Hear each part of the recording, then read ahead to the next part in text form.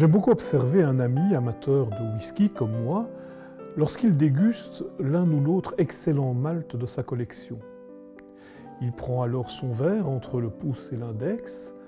contemple la couleur du précieux liquide à la lumière d'une lampe, hume les arômes et laisse enfin la chaleur de l'alcool et les multiples saveurs exciter ses papilles. Alors il s'enfonce dans son fauteuil, affiche un sourire un peu béat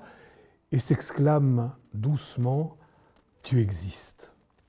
Mais quel rapport, me direz-vous, avec la sagesse dont Paul nous rebat les oreilles depuis le début de notre parcours?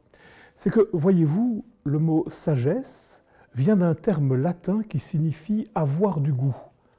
Alors, de quoi parle-t-on lorsqu'on évoque cette sagesse de Dieu qui est faiblesse, scandale pour les Juifs, folie pour les nations, et qui est censée exaucer les saveurs de notre vie? Pour le découvrir, Paul nous invite à devenir des hommes et des femmes spirituels, c'est-à-dire désencombrés d'eux-mêmes, capables de se recevoir dans une relation à ce qui est le plus autre, disponible à l'esprit qui agit en eux, leur permet de discerner, au-delà de la croix, ce en quoi la parole de Dieu est promesse de vie aujourd'hui.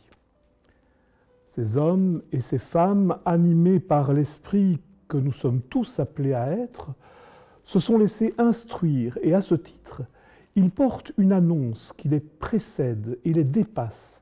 non comme les gourous ou les philosophes qui, livrés à eux-mêmes, défient Dieu et prétendent se passer de sa sagesse, mais comme des disciples heureux de partager les épices d'une vie dans le Seigneur.